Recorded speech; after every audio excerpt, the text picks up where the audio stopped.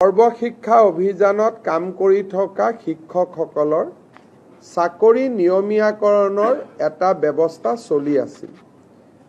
ৰাজ্যৰ এডভোকেট জেনেৰেলে আমাক এটা অপিনিয়ন দিলে যে চৰকাৰে উচ্চতম ন্যায়ালয়ৰ উমাদেৱী গোচৰৰ পৰিপ্ৰেক্ষিতত কাৰো চাকৰি নিয়মীয়াকৰণ কৰিব নোৱাৰে।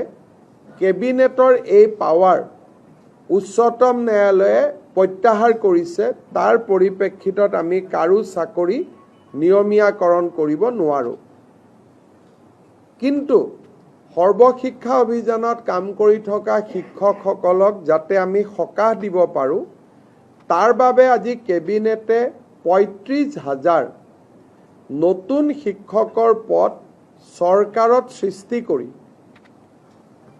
SSR শিক্ষকসকলৰ বাবে এটা স্পেচিয়েল ৰিক্ৰুটমেণ্ট ড্ৰাইভ কৰিব খুজিছে। অৰ্থাৎ এই বিশেষ ৩৫,০০০ পোষ্টত অকল SSR কাম কৰি থকা শিক্ষকসকলেহে আবেদন কৰিব পাৰিব আৰু বাকী নিয়মীয়া যিবিলাক পোষ্ট তাত ফ্ৰেছ কেণ্ডিডেটবিলাকে আবেদন কৰিব পাৰিব।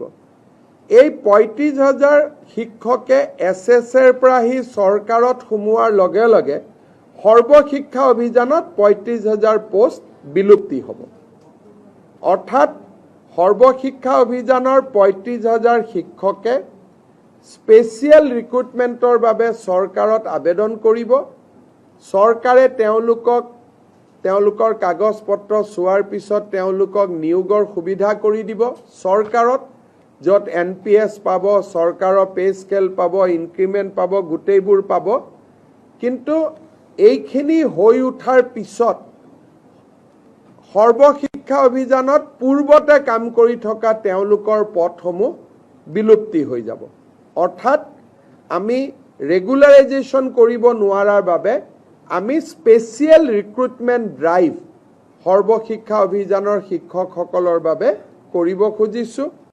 আৰু ইয়াৰ ফলত মই ভাবোঁ যে অহা ৪-৫ মাহৰ ভিতৰতে সৰ্বশিক্ষা অভিযানৰ প্ৰতিগৰাকী শিক্ষকেই চৰকাৰত নিযুক্তি পোৱাৰ সম্ভাৱনা মুকলি হ'ব। আজিও তেওঁলোকে ৰেগুলাৰ ৰিক্ৰুটমেণ্ট ড্ৰাইভত কিছুমান তেওঁলোকে ৰেগুলাৰাইজ হৈ থাকে, কিন্তু এইটোত তেওঁলোকৰ কাৰণে হোলচেল কৰা হ'ব। সেইকাৰণে আমাৰ ৩৫,০০০ শিক্ষকে চৰকাৰত সোমাবলৈ এটা সুবিধা পাব।